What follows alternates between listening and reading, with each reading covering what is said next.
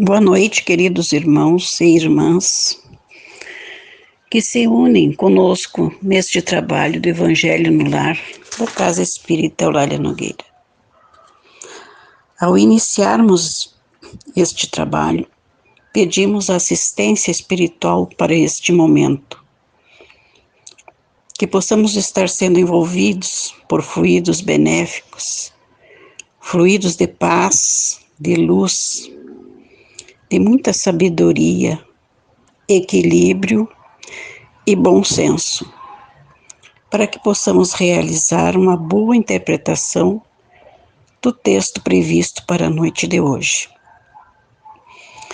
Ele faz parte da introdução do Evangelho segundo o Espiritismo, parte 4, que tem por título Sócrates e Platão, precursores da ideia cristã e do Espiritismo.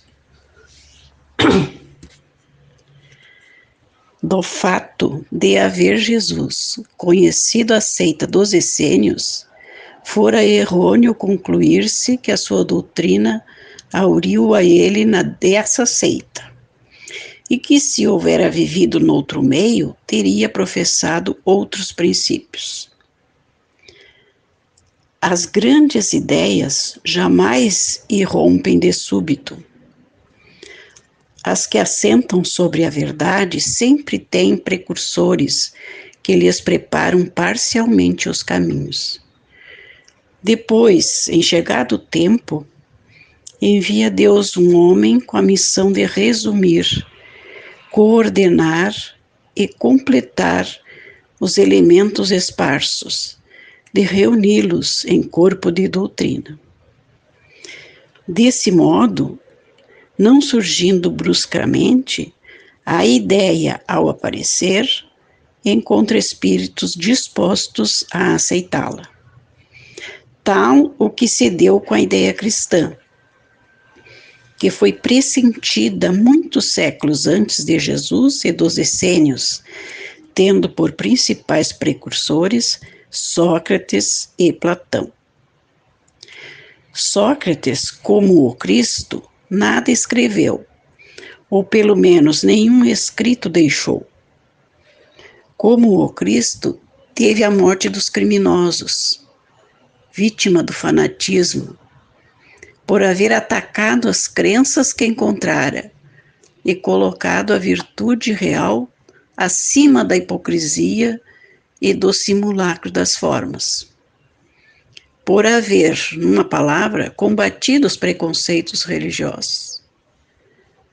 Do mesmo modo que Jesus, a quem os fariseus acusavam de estar corrompendo o povo com os ensinamentos que lhe ministrava, também ele foi acusado pelos fariseus de seu tempo, visto que sempre os houve em todas as épocas, por proclamar a dogma da unidade de Deus, da imortalidade da alma e da vida futura. Assim como a doutrina de Jesus só a conhecemos pelo que escreveram seus discípulos, da de Sócrates só temos conhecimento pelos escritos de seu discípulo Platão. Julgamos conveniente resumir aqui os pontos de maior relevo, para mostrar a concordância deles com os princípios do cristianismo. Aos que considerarem esse paralelo uma profanação e pretendam que não pode haver paridade entre a doutrina de um pagão e a do Cristo, diremos que não era pagã a de Sócrates, pois que objetivava combater o paganismo. Que a de Jesus, mais completa e mais depurada do que aquela, nada tem que perder com a comparação. Que a grandeza da missão divina do Cristo não pode ser diminuída. Que, ao demais, trata-se de um fato da história, que a ninguém será possível apagar. O homem há chegado a um ponto em que a luz emerge por si mesma, de sob o alqueire. Ele se acha maduro bastante para encará-la de frente. tanto pior para os que não ousem abrir os olhos. Chegou o tempo de se considerarem as coisas de modo amplo e elevado, não mais do ponto de vista mesquinho e acanhado dos interesses de seitas e de castas. Além disso, estas citações provarão que, se Sócrates e Platão pressentiram a ideia cristã em seus escritos, também se nos deparam os princípios fundamentais do Espiritismo. Então, meus irmãos, por este texto, nós entendemos que todas as grandes ideias não aparecem de súbito. Elas se utilizam de precursores, isto é, de alguém que vá à frente, preparando-lhe o caminho. E esse foi o papel de Sócrates e de Platão, os quais viveram 4 séculos antes da vinda de Cristo à Terra. Eles prepararam-lhe o caminho, difundindo ideias semelhantes às do cristianismo. Não podemos afirmar que Sócrates fosse cristão, porque o cristianismo ainda não existia na época. Apenas suas ideias tinham os mesmos princípios do que o Cristo viria ensinar mais tarde. Por isso que eles são considerados precursores das ideias cristãs e também do Espiritismo. Analisando a vida de Sócrates e de Jesus, nós veremos que elas se assemelham em vários pontos. Por exemplo, de próprio punho eles nada escreveram, ou nada deixaram escrito. Foram os seus discípulos que escreveram após a sua morte. Ambos foram atacados e considerados como criminosos pelos homens de seu tempo.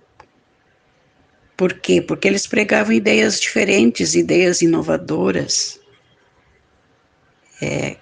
em contradição com as que dominavam até então. Vimos que ambos foram condenados à morte injustamente. Sócrates foi condenado a tomar veneno, porque ele não aceitou se desdizer daquilo que ele já havia afirmado. E Jesus foi crucificado, como sabemos. Eles foram considerados subversivos, isto porque o povo não entendeu o verdadeiro sentido das suas pregações na época. Ambos combatiam a hipocrisia, o fanatismo, os preconceitos religiosos. Enfim, nós sabemos que com o passar do tempo os homens evoluem e têm mais condições de assimilar certas ideias. No entanto, passaram-se 4 séculos das pregações de Sócrates até a vinda do Cristo, e o povo ainda não estava totalmente preparado para aceitar as suas ideias. Tanto que o prenderam e o sacrificaram. Nas próximas lições do Evangelho, meus irmãos, nós teremos a oportunidade de conhecer os principais pontos do discurso de Sócrates e, fazendo-se uma comparação com as ideias do Cristo, nós vamos ver que elas tinham o mesmo fundamento, possuíam muitos pontos em comum. Por exemplo, a preexistência da alma, a vida futura, a felicidade das almas cumpridoras de seus deveres e a condenação, ou o sofrimento destinado aos maus, entre outros pontos.